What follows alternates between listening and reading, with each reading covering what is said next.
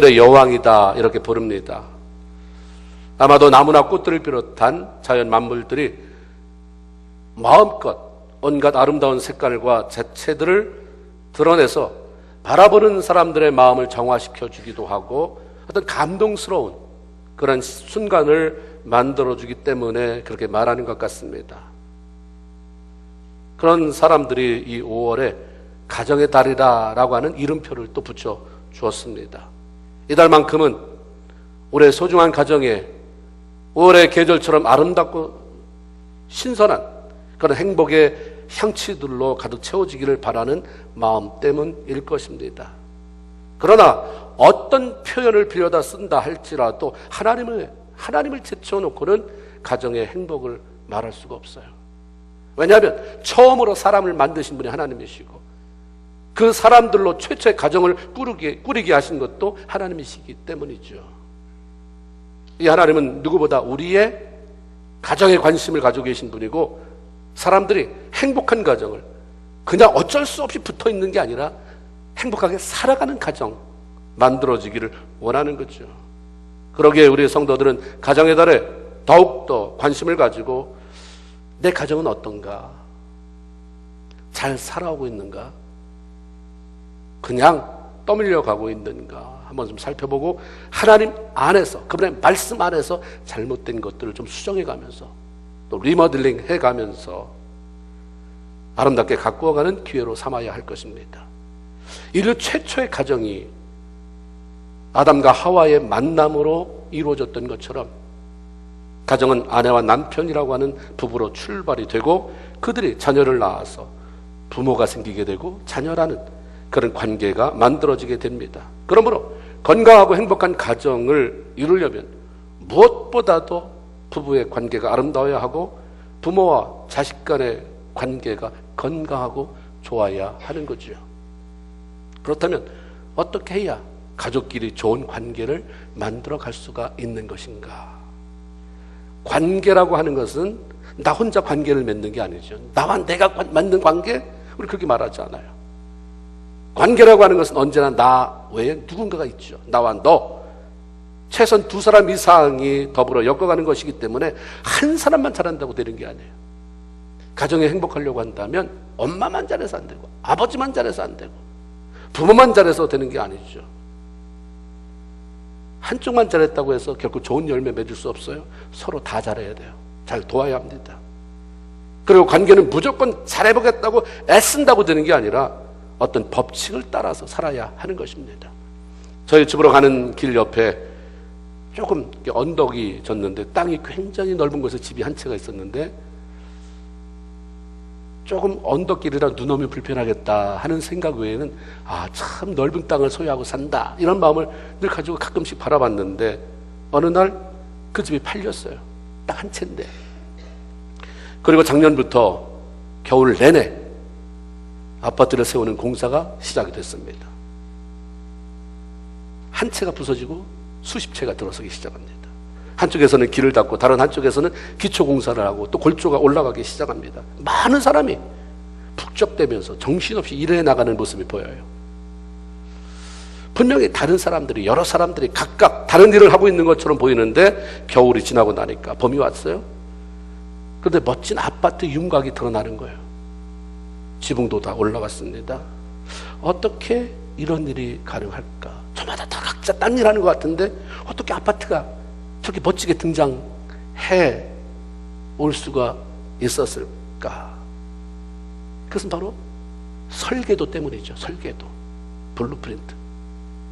각자 따로 떨어져 상관없는 일을 하는 것처럼 보이지만 그들은 같은 설계도를 보면서 거기 그려진 도면을 따라 자기 몫을 다하다 보니까 시간이 지났을 때 엉망진창이 돼버린 게 아니라 오히려 아름다운 모두가 다 쓸모있게 연결되어진 그런 멋진 건물이 나타나게 된 것입니다. 많은 사람들이 설계도를 무시하고 나도 다 경험이 있어. 왕년에 내가 목수 노릇 한번 해봤지, 미장이 노릇 한번 해봤지 하면서 저마다 자기 생각대로, 개성대로, 경험대로 일을 했다면 어떤 결과가 생겼을까? 내가 만든 그 부분은 다 멋지게 보일 수 있고 내가 최고로 잘했다고 말할 수 있지만 전체로는 연결될 수가 없어요. 그래서 문제가 생겨나고 수고한 보람도 없이 그 건물은 쓸모없는, 앞으로 그곳에 입주해야 될 사람에게 외면당하는 고물이 되고 말 것입니다. 성경은 하나님께서 우리 인생과 가정을 위해 직접 그려놓으신 설계도입니다. 거기에는 행복하고 아름다운 가정을 만들기 위해서 가족들이 각각 어떤 역할을 해야 하는지 가정 설계사 되시는 주님께서 직접 적어놓으신 원리들이 들어있습니다. 우리가 이 땅에 살면 넌 노력을 안 해서 그렇지, 넌 최선을 다하네, 중요한 말인 것 같지만 그것은 반토막이에요. 무조건 최선을 다한다고. 나는 우리 집에서 최선을 다했어. 남편으로, 나는 아내로 최선을 다했어. 근데 인간이 저러니 최선만 다한다고 되는 것인가? 어떻게 최선을 하는 거예요? 무슨 논리에 근거를 해서? 내가 지금 공항을 가고 싶은데 그럼 북쪽으로 가야 되잖아요. 그 저 이스트 쪽으로, 저 블루스프링 쪽으로 방향 설정해 놓고 난 최선을 다했는데 왜 공항이 안 나오냔 말이야. 방향 설정이 틀린 거죠. 지도 안 본 거예요. 내 감이야. 이쪽으로 하면 그때 나왔는데 분명히 내가 이렇게 해서 이렇게 하면 분명히 거기 공항이 나왔는데, 그건 내가 무시한 거예요. 지도 무시한 것입니다. 원리 무시한 거예요. 그리고 열심히 했다고 컴플레인하죠. 그런 열심 필요 없어요. 가정에서 아내로 열심히 해왔습니까? 난 부끄러움이 없어. 최선을 다해서. 어떻게 부끄러움이 없는 삶을 살았는가? 어떤 기준에서요? 이걸 무시하고 저마다 하면 내 건 멋있죠. 난 아내로 깔끔하게, 난 집안 청소도 잘하고 남편 밥 굶기지 않고 난 다. 그런데 나중에 이게 컷되기 됐을 때 멋진 작품이 나오도록 그 원리를 따랐느냐 하는 것이죠. 하나님 말씀이라고 하는 같은 원리, 같은 설계도를 보면서 행동하며 살아갈 때라야 행복한 가정, 멋진 작품이 완성되게 되는 것입니다. 가정에는 기본적으로 4가지 역할이 있습니다. 남편의 역할이죠. 아내의 역할, 부모의 역할, 자식의 역할이 있습니다. 행복한 가정을 위해서는 가족 구성원들이 각각 이 역할을 아주 멋지게 잘 해나가야 합니다. 그것도 내 기분대로, 내 경험대로, 내가 얻어드는 지식대로가 아니라 성경 말씀이 가르쳐 주시는 그 원리대로 해나갈 때 그렇다는 것입니다. 첫째는 남편에 대한 아내의 역할이 있습니다. 아내의 역할이 뭐냐? 하나님은 아내들이 자신의 남편에게 어떻게 하라고 말씀하시는가? 에베소서 5장 22절 23절 아내들이여 자기 남편에게 복종하기를 주께 하듯 하라. 이는 남편이 아내의 머리됨이 그리스도께서 교회의 머리됨과 같으니라. 그가 바로 몸의 구주시니라. 이 구절은 통계상으로 많은 오늘날 현대 여성들, 예수 믿는 여성들이 제일 싫어하는 구절이래요. 가정에다 어쩌나 저 말씀 목사님이 안 하나 그랬어. 정말 또 나오지. 제일 싫어하는 거예요. 그런데 여긴 놀라운 비밀이 들어있어요. 이렇게 보니까 신경질이 나요. 말씀에 묵상하기도 전에 신경질이 나를 사로잡죠. 비밀이 있어요. 이거는 남편을 위한 게 아니라 여자들 자신을 위한 것입니다. 사도 바울이 부부의 역할 중에서 가정에서 어떻게 순서가 에베소 5장 6장 어떻게 납니까? 아내의 역할, 그 다음에 남편, 그 다음에 자식, 그 다음 부모, 이렇게 됐어요. 왜 먼저 남편들에게 내 아내를 위해서 이렇게 해라라고 말하지 않고 왜 아내들에게 네가 남편에 대해서 이렇게 해야 된다 라고 아내의 역할을 우선적으로 말씀하고 있는 것일까? 저도 전에 잘 관가됐던 부분이 이번에 또 말씀을 준비하면서 새롭게 하나님이 그런 깨달음을 주셨어요. 그래서 아내 역할이 엄청나게 중요하기 때문입니다. 남편이라고 하는 머리를 보호하는 역할이 아내의 손에 달려 있다고 하는 말인 거예요. 어떤 사람이 미친 짓을 하면 뭐라고 말해요? 저 사람 발바닥이 어떻게 된 거 아니야? 이렇게 말합니까? 저 사람이 미친 짓 하면 어떻게 말해요? 저 사람 머리가 어떻게 된 거 아니냐? 머리가 잘못되면 미친 짓이 나오는 거예요. 발바닥이 가려워가지고 미친 짓 안 나와요. 그만큼 머리가 소중하다는 거죠. 중요하다는 거예요. 사람의 지체 중에서 각 손가락, 발가락, 눈, 코 안 중요한 게 어디 있겠습니까? 말은 뇌만큼, 이 머릿속에 들어있는 뇌만큼 중요한 것도 없을 것입니다. 다른 부위가 다치면 치료받으면 돼요. 고통스럽지만 시간이 걸리면 회복되는 부분이 많고 어떤 때는 갈아치우는 것도 있잖아요. 이 안에 이식 수술해서 딴 거로 집어넣는 것도 있고요. 요즘은 뭐 귀도 붙인다 그러고, 요즘 뭐 눈도 뭐 그렇게 갈아서 넣는다고 하기도 하고. 머리는 이게 힘들어요. 머리를 다쳐버리면 거기다 소독약을 바를 거예요. 무슨 연고를 바를 거예요. 행동은 물론이고 말도 제대로 할 수 없고 식물 인간으로 지낼 수밖에 없습니다. 머리가 돌아버리면 머리만 도는 게 아니라 몸 전체가 비정상적으로 꼬이게 돼요. 비틀리게 됩니다. 이상한 짓을 하게 됩니다. 아내는 남편이 머리라고 했을 때 나는 온전하냐 이 말이에요. 내 몸에 붙어있는 머리가 이상하면, 아프고 이상하면 손이 빨리 돕잖아요. 네가 머리 아프면 나도 힘들어. 그러니까 타이레놀을 먹든지 해서 해주는데 이건 전혀 무관하지 않다는 거예요. 건강한 뇌가 각지체에게 제대로 명령을 내리지 못하면 몸 전체가 마비가 될 수밖에 없는 것처럼 남편이 머리 역할을 제대로 못하면 온 가정이 힘들어집니다. 그렇기 때문에 머리가 재구실을 하도록 아내를 붙여주는 거예요. 머리다. 소중한 머리인데 저거 네가 관리해라. 중요한 것보다 더 중요한 것은 그 중요한 것을 지키는 사람입니다. 머리 같은 남편을 세우는 여인은 머리 못지않게 귀한 존재예요. 남편을 머리라고 했다고 해서 갑자기 신경질 난다. 그러면 본인은 문제 있는 거예요. 뭔가 열등감이 있는 것입니다. 잘못된 어떤 인포메이션을 가지고 있는 것이죠. 하나님이 아내를 머리로 세우지 않고 만일 남편이 머리의 역할을 하게 하신 그런 것은 말이에요. 하나님이 아내를 머리라고 하지 않잖아요. 남편을 머리라고 했어요. 남편이 아내보다 유능하기 때문에, 아니면 뭐 더 똑똑해서 이게 아닌 거죠. 머리를 지켜줄 능력이, 그 섬세함이 아내에게 있기 때문인 거예요. 만약 아내를 머리로 세우고 남자들에게, 남편들에게 네 아내가 머리니까 그를 잘 보여라, 섬겨라 그러면 이 지구상에 수도 없이 많은 머리가 깨져나갈 거예요. 더 많은 불행이 찾아오게 됐을 것입니다. 첫사람 아담과 하와가 하나님의 죄를 범하고 에덴에서 쫓겨난 이유가 뭡니까? 왜 쫓겨났어요? 하나님 먹지 말라고 하는 그 선악을 알게 하는 나무의 실과를 먹었기 때문이에요. 근데 따먹은 건 누구예요? 유혹받은 건 누구예요? 유혹받은 건 아내고, 그래서 같이 따먹은 거는, 따먹은 부부가 다 따먹었어요. 그렇다면 아담은 아내 하와에게 뭐 당한 거예요? 설득당한 거예요. 그죠? 남편은 설득시킬 능력이 없어요. 결국 하나님이 막 야단칠 때 하는 말이 뭐예요? 이 여자가 이게 안 먹으려고 했는데 하나님 어떻게 이렇게 맛있고 이렇게 지혜롭게 할 만큼 탐스러운 하필은 그걸 먹지 말라고 하십니까? 나 그래서 그냥 먹어버렸어요. 하나님. 이래야 되는데 설득을 이미 당해버렸기 때문에 이 여자가 그랬다는 거예요. 이게 우리들의 현 주소죠. 우리들이라기보다는 남자들의 현 주소예요.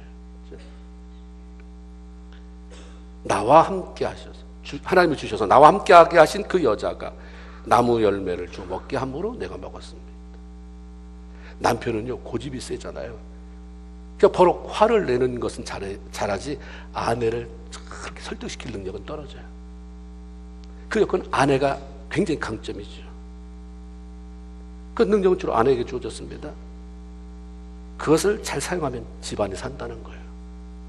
그럼 어떻게 이렇게 잘 설득할 수 있는 능력을 가지고 있는 여인이 남편들을 세울 것인가? 그 첫째가 남편에게 복종하라는 거죠. 이게 제일 거슬리는 거예요. 여자들이 복종하라. 오늘날이 어느 세대인데 성경에서 이거 안 뺐어. 개혁 개정했다면서 이건 안 빼고, 그죠? 이것이 남편이 무엇을 시켜도 아무 소리 하지 않고 다 해내는 그런 것을 의미하기보다 남편의 권위를 인정하라고 하는 거예요. 여러분 보세요. 남편이 무서워서, 아니면 저녁면 인간 또 회사 안 간다고 때려치면 우리 집안 살기 어려우니까 속에는 원망불평, 저건 남편도 아니야, 그냥 살아주는 거야. 그러면서 끼는 때마다 밥은 다 차려주고 옷 기가 막히게 차려주고, 이걸 머리로 세운다고 말할 수 있어요? 사람들이 볼 때는 그러겠죠. 저 사람은 천상여자다. 어떻게 남편을 하늘처럼 떠받드냐. 복종이 아니에요.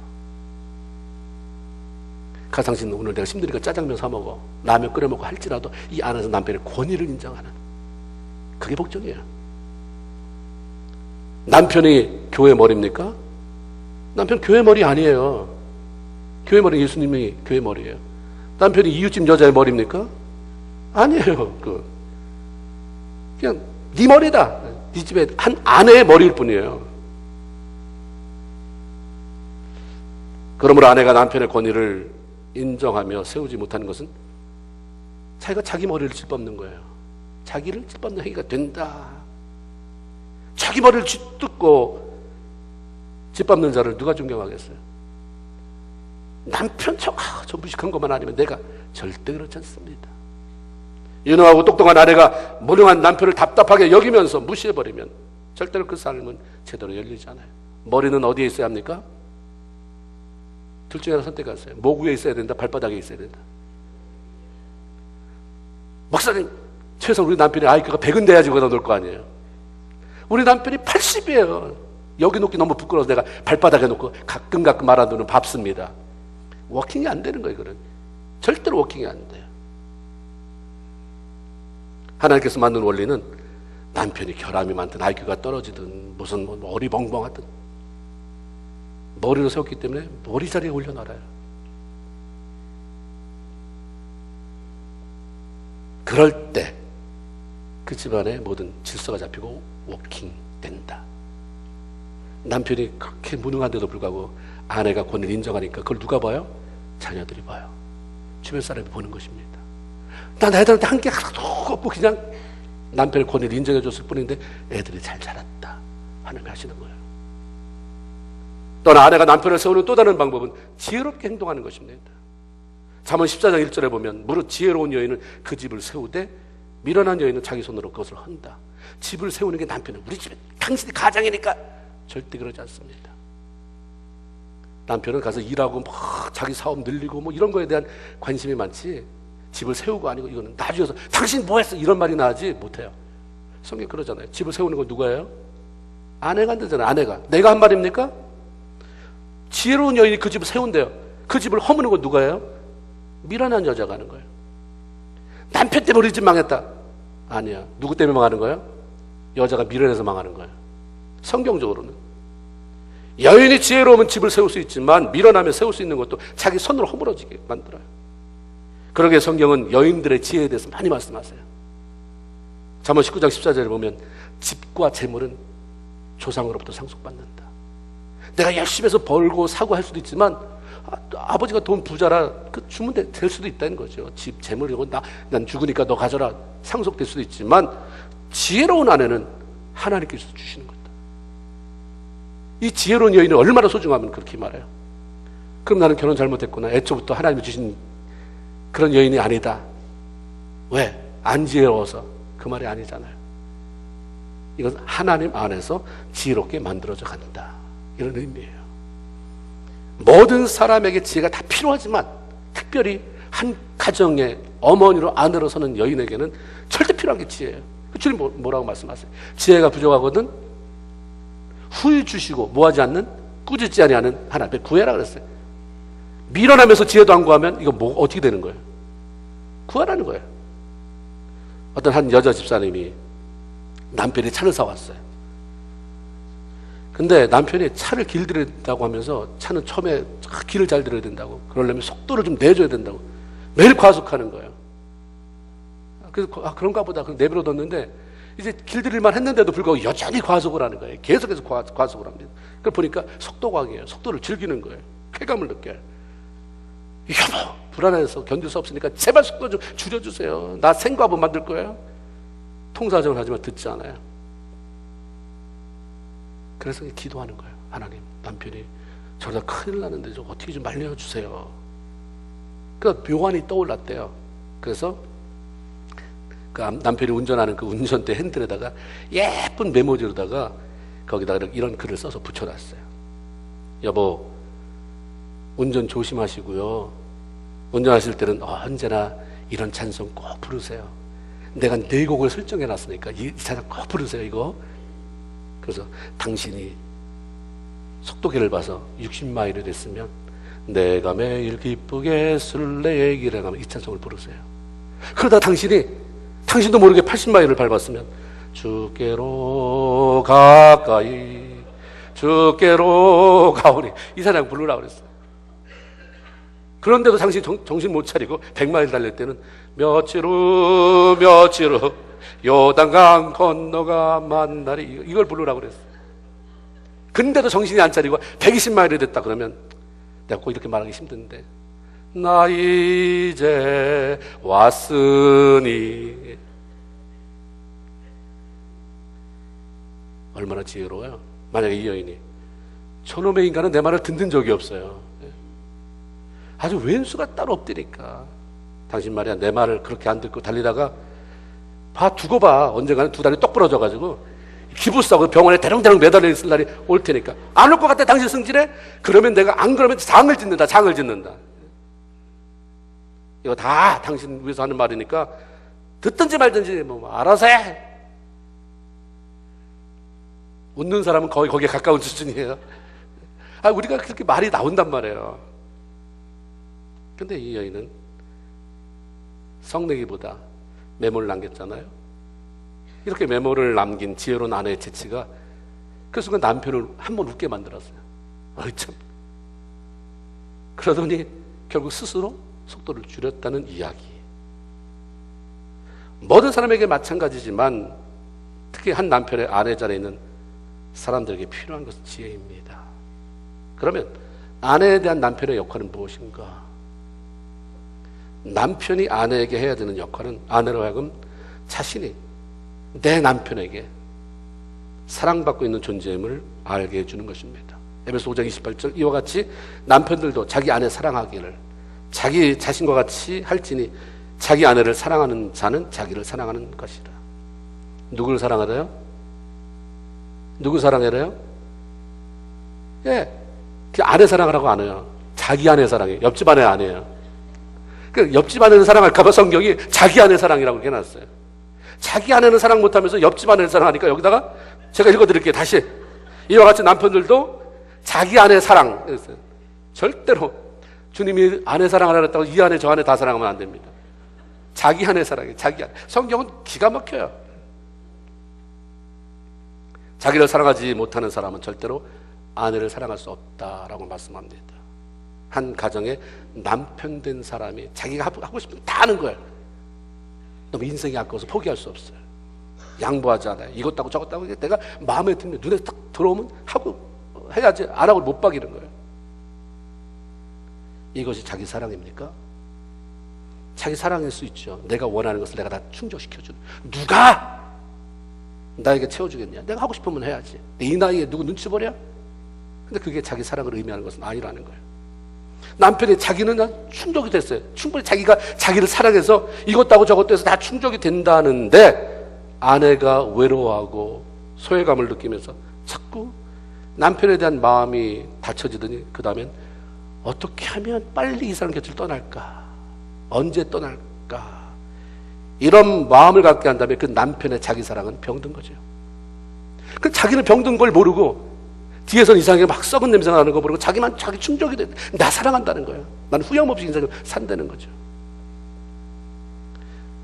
남편들은 아내의 복종 즉 권위를 인정하고 존경하며 따라주는 것을 원하고 아내들은 남편의 사랑을 원합니다.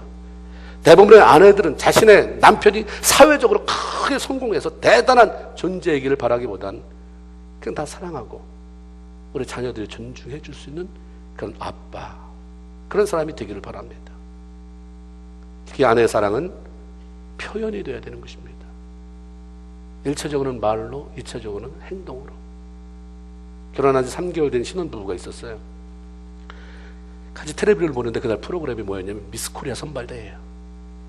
그런데 쭉 보다가 아내가 자기보다 앞에 나온 여자들이 너무 이뻐서 그런지 남편을 슬그머니 손을 잡더니 자기야, 자기는 내가 저 10번 여자처럼 섹시해서 날 골랐어? 아니면 저 16번 여자처럼 깜찍하고 예쁘게 생겨서 날 골랐어? 뭐라고 대답했을까요? 고민이 되는 거예요. 그러더니 하는 말이 바로 그런 유머 때문에 골랐어. 사랑한다는 말을 해주고 싶지 않은 거예요. 사랑한다는 말은 너무 어색해요. 바로 그런 유머가 눈에 띄게 했다는 거죠. 아내들은 나이에 상관없이 자신의 남편으로부터 사랑한다는 말 한마디 듣고 싶은 거죠. 바카스 10병 사다 줘봐요. 소용없어요. 그 한마디가 바카스 10통보다 나은 효과가 있는 건데 안 하죠. 그참 다 알면서 하루 이틀 살았어? 난 그 산 생활이 30년이야 40년이야. 말하지 않아도 상대방이 자신의 마음을 알아주기 원하는 사람은 말로 표현해주기 원하는 상대방을 고통스럽게 만들어요. 너는 그런데 넌 그렇게 살아. 근데 나는 원하니까 내가 원하는 부분은 해줘. 왜 네가 너 성격을 왜 나한테 맞춰서 나도 너 성격 같아야 되고 표현받기를 원하는데 왜 네 성격대로 말해주면 내가 마음이 알아서 해야 돼. 그러면 그 마음이 우리 남편 날 참 사랑하지 이렇게 해석이 안 된다는 거예요. 저 왼수 같은 인간 정말 나하고 사랑해서 결혼이나 했나? 자기 멋대로 해석을 하게 되는 거죠. 우리가 가까이 있는 사람에게 사랑한다고 말하고 감사하면 감사하다고 말하는 것도 그 아주 가까이 있는 사람에게 돈 들이지 않고 살아갈 힘을 제공해주는 도구가 됩니다. 여기 중부지방이니까 여기 캔사스인지 아니면 오클라호마인지 모르는데 바람이 굉장히 세게 한번 부른 적이 있었대요. 그래서 그 농부 두 부부가 밤에 자는데 지붕이 날아갔어요. 그러면서 벽이 허물어져가지고 이 두 부부가 자고 있는 침상이 그대로 그냥 날아가 버린 거예요. 한참 날아왔어요. 남편이 씩씩거리고 화가 나가지고 왜 우리 집에 이런 일이 생겼냐고. 그러니까 아내는 너무 좋은 거예요. 싱글싱글 웃으면서.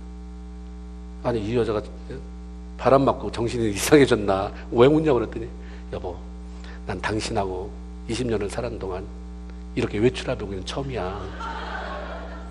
같이 나란히 외출해 본 게 없다는 거예요. 난 너무 좋아. 좀 그냥 누워있자. 행동의 표현이 안 된 거죠. 갈망이 있었던 것입니다. 아내를 사랑하는 그 사랑은 또 다른 것 하나가 아내가 성장하도록 도와주는 것입니다. 내가 정말 도와주고 싶은 마음이 표현돼야 되죠. 아내를 진정으로 사랑하는 남편이라면 자신과 결혼한 아내가 자기 발전을 추구하며 성장할 수 있도록 물심양면으로 돕는 것을 아까워하지 않아야 돼요. 대체 남편이 난 당신이 잘하는 걸 원해. 근데 돈을 쓰지 마. 돈 쓰면 너 어떻게 이렇게 이러진 않아요. 더 빙빙 돌려가면서 치사하게 만들어서 안 한다 안 해. 이렇게 만드는 거죠. 자기 발전을 위해서 투자하는 것만큼 아내에게도 동일하게. 그래서 키워라 이거죠. 골로새서 3장 9절, 19절에 보면 남편들아 아내 사랑하며 괴롭게 하지 말아라. 사랑만 하지 말고 괴롭히지도 말아라 말씀합니다. 때리고 학대하는 것만이 괴롭히는 것이 아니라 아내를 한 인격체로 대우하지 않고 자기의 이기적인 욕심을 채우는 부속품처럼 여기는 것도 괴롭히는 것입니다. 그리고 아내가 성장을 원하는데 발전하지 못하도록 가두어두려고 하는 그런 것도 아내 입장에서는 괴롭힘을 당하는 거예요. 괴롭히지 말라잖아요. 너 당신 사랑해. 근데 여기 있어. 그러면 아내는 사랑하지 않아도 좋으니까 날 좀 괴롭히지 말아라. 그 괴롭힘은 날 좀 성장할 수 있도록 좀 내버려둬. 나 좀 도와줘. 이런 말이 포함되어 있는 것입니다. 하나님 남편들에게 자기 아내를 자기 몸처럼 사랑해라 말씀합니다. 세 번째로 자녀를 향한 부모의 역할에 대해서 말씀합니다. 골로새서 3장 21절 아비들아 너의 자녀들을 격노하게 하지 말라 낙심할까 하노라. 에베소 6장 4절 또 아비들아 너희 자녀들을 노엽게 하지 말고 오직 주의 교훈과 훈계로 양육해라. 이런 말씀 들려줍니다. 자녀들이 아버지 어머니한테 너무 야단을 맞아서 절망에 빠지고 나는 어떻게 구제가 불능인 사람이지. 우리 아버지도 저러는데 우리 어머니도 맨날 니까지 깨. 니가 정말 뭐 잘해오면 에이 다음에 봐야 알지. 그래서 낙심하고 절망에 빠지지 않게 하라 말씀합니다. 잘 키우라고 하는 거죠. 부모가 어떻게 할 때 자녀가 노여워하는가. 자녀들도 부모가 자신을 하나의 인격체로 보아주지 않고 언제나 부모 마음대로 막 할 수 있는 것처럼 리모컨으로 채널 돌리는 것처럼 조종하려고 할 때 자꾸 자꾸 자식의 상황을 고려하지 않고 뭔가 강요할 때, 안 돼, 넌 이거 해야 돼, 이거 해야 돼. 아빠가 얼마나 꿈을 꿨는데 아들 낳으면 이거 시키려고. 내가 아들 달라고 하나님 앞에 며칠 기도했는지 아냐? 너무 지겨운 거예요. 유종옥 사모님이라는 분이 하나로교회 목사님 사모님이신데, 그분이 쓴 책이 크리스찬 서적에서 울고 있는 사람과 함께 울 수 있어서 행복하다, 이런 책으로 나왔는데 그게 많이 베스트셀러가 됐어요. 거기 보면 쫙 수필처럼 작은 소제목으로 여러 개가 나오는데, 그 중에 하나가 47명 중에 40등이라는 제목이 있어요. 그게 자기 막내 아들 이야기입니다. 오히려 형과 누나는 공부를 참 잘해서 1등, 2등, 뭐 어떻게 컨디션이 나빠서 아주 최악으로 떨어지면 10등 안에 늘 들었대요. 근데 막내 아들이 뭐요? 47명 중에 40등이요. 사모님이 야단치고 싶지만 공부 가지고 야단치는 게 치사한 것 같기도 하고 애 마음을 닫아버릴 것 같아서 자기 화를 달랜 거예요. 그리고 아이를 데리고 서점으로 갔어요. 네가 원하는 책 아무거나 골라봐라. 그러면 얘 관심이 어디 있는지를 좀 알게 될까 싶어서 딱 뽑은 게 47명의 40등인 애가 사법고시 책을 골랐대. 너 왜 골랐니? 나 아버지 같은 목사님이 되고 싶은데 형이 그거 된다니까 형한테 양보하고, 그럼 형보다 더 높은 사람이 되고 싶은데 뭔지 모르지만 그냥 이거 뽑아봤다, 그런 거죠. 난 뭔가 좀 좋은 사람, 하나님의 일을 하는 사람, 그런 사람 되고 싶은데 그게 어떻게 하는지 잘 모르겠어, 얘기를 했어요. 그 얘기를 듣는 엄마가 이렇게 대답을 해줍니다. 야, 무엇이 되느냐보다 더 중요한 것은 무엇을 하느냐야. 어떤 일을 하느냐, 어떻게 하느냐. 맛있는 빵을 만드는 사람이 되겠다고 한다면 네가 인류 제과점에서 빵을 만드는 것도, 롯데 제과점에서 빵을 만들든지 호떡을 만들어 팔든지 빵 만들어 파는 건 같은 거야. 너 꿈 그대로 가지고 가. 형은 형대로, 너는 너대로 하나님이 쓰시는 아주 아름다운 일꾼이 될 거야. 엄마가 이렇게 얘기해 주니까 고맙잖아요. 47등에서 40명 해서 뭐 들고 왔는데 엄마가 이렇게 얘기해 주니까 그때부터 이제 엄마랑 조금 소통이 열렸어요. 엄마, 하나님의 일을 하려면 컴퓨터도 잘해야 되겠지? 컴퓨터도 열심히 해. 엄마, 하나님의 일을 하려면 건강해야 되겠지? 운동도 열심히 해. 근데 끝까지 해결되지 않는 고민이 뭐예요? 성적이에요. 성적. 다른 건 육해반란하고 얘가 다 좋아졌는데 성적이 안 올라가. 그래서 그 아들에게 엄마가, 야, 일로 와봐라. 그래서 넌 지금 중학교 1학년이니까 1등 할 필요 없다. 이제 1학년 2학기가 다 끝나가니까 2학년 1학기 때까지 너 지금 40등이잖아. 35등만 해. 35등만. 애가 따져보니까 5등 정도는 너끈하게 할 것 같아요. 뭐 그 정도. 5등은 갑자기 40등에서 1등 하라고 엄마가 얘기하면 그건 불가능이지만 35등까지는 가능해요. 했어요. 32등 했대요. 남의 집안 일이지만 굉장히 감격스럽잖아요. 이게 얼마나 감격스러워. 엄마가 47명 중에 30등이 뭐 대단하다고 케이크를 사온 거예요. 비싼 케이크를 사다가 가족들 다 모으고 얘가 글쎄 5등만 올라가기로 했는데 얘 미쳐서 8등 올라갔대. 그래가지고 케이크를 놓고 축하를 한 거예요.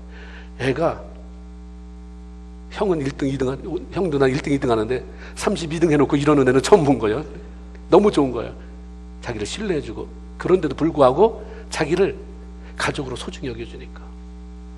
그 다음에 공부했어요. 5등씩 올라가더래요. 5등씩. 그래서 고등학교 졸업할 때 3등으로 졸업하고 대학교 들어가서는 풀 장학금으로 다 졸업했다는 거예요. 이거 지어낸 얘기가 아니라 이분이 여기 쓴 거예요. 책에.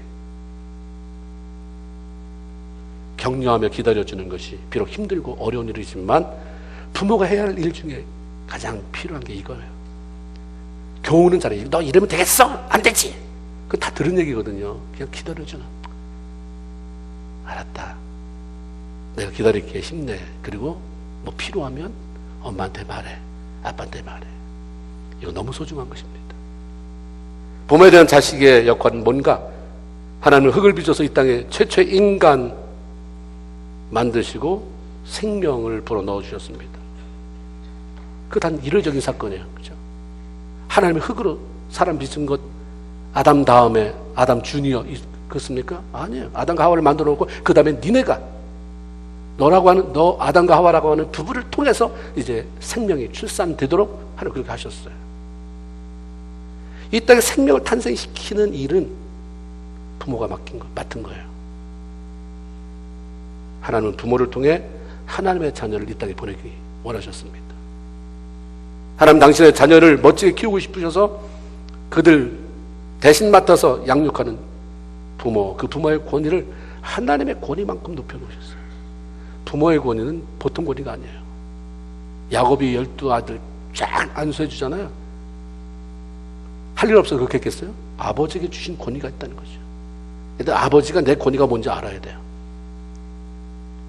그래서 자꾸 자기 비하, 나는 나같이 벌이도 현찮은데 뭐한데 애들이 인정해 주겠어요? 그래도 당당해야 돼요. 권위는 권위니까. 그래서 자녀들이 하나님께 위임받은 부모의 권위를 무시하는 것은 하나님을 무시하고 없인 여기는 것처럼 여기기 때문에 이건 굉장히 심각한 거예요. 부모하고는 왼수지고 사는데 하나님 잘 모신다? 그건 있을 수가 없는 거고 그건 자기 착각이에요. 자기만 그렇게 생각하는 거지. 하나님 편에서는 no예요. 부모 공격은 자식으로서 너무나도 당연한 도리이지만 이게 너무 중요하고 이 땅에 그렇게 하지 못하는 사람이 너무너무 많으니까 하나님이 여기에는 상을 걸었어요. 보상. 에베소 6장 1절 3절 자녀들아 주 안에서 너희 부모에게 순종하라. 이것이 옳다. 내 아버지 어머니를 공경해라. 이것은 약속 있는 첫 계명이니 이로써 내가 땅에서 잘되고 장수한다. 예수 믿으면 천국 가요. 부모 공경하면 이 땅에서 잘 돼요. 이걸 같이 맞물려 놨어요. 예수 안 믿어도 부모 공경하면 잘 돼요. 어디는 못 가요? 이 대답이 그렇게 어려워요? 예수 안 믿으면 천국을 못 가지만 부모 공경하면 이 땅에서 뭐예요? 잘 돼요. 잘 되는 거예요. 두 가지가 같이 있으면 얼마나 좋아요. 이 땅에서 잘 됐다가 천국도 가고. 자녀가 부모에게 해야 할 일 뭡니까? 순종하고 공경하는 것입니다. 순종은 부모 말씀 무시하지 않고 잘 듣는 게 순종이에요. 공경은 영어 성경으로 보면 honor 그랬어요. 자기 부모를 명예롭게 하는 거예요. 자식이 부모를 수치스럽게 만들지 말아라. 부모를 명예롭게 내 딸 때문에 내 아들 때문에 참 좋다. 이런 마음이 들도록 하라는 거죠. 하나님께서 마땅히 사람을 통해서 영광을 받으시는 것처럼 부모가 자식을 통해서 공경받고 영광스럽게 명예롭게 되기를 하나님이 원하세요. 부모와 관계가 이상합니까? 어쨌든 열어가야 돼요. 제 부모님들을 상담할 때는 부모님이 먼저 물꼬를 여세요 라고 하지만 자식 해야죠. 부모님께 그렇죠? 열어가고요. 안 되더라도 연세 많으신 부모에게 야 아들아 내가 너를 사랑한다, 딸아 내가 너를 사랑한다 말을 기대하지 말고 내가 먼저 젊은 사람이 조금이라도 덜 연륜을 가진 사람들이 한 번도 얘기 못했는데 아버지 사랑합니다, 존경합니다, 어머님 사랑합니다 라고 하는 말을 할 수 있어야 되는 거죠. 부모 순종, 축복이 보장된 약속입니다. 이번 가정의 달에 가족 모두가 다시 한번 말씀 안에서 나는 내 역할을 잘하고 있는가 살펴보면서 우리 가정을 좀 더 말씀 안에 수리해가고 더 아름답게 갖고 가고 그래서 좀 더 전보다 더 행복을 맛볼 수 있는 그런 한 달, 그런 여러분의 삶이 되기를 주님의 이름으로 축원을 드립니다. 아멘. 하나님 고맙습니다. 오늘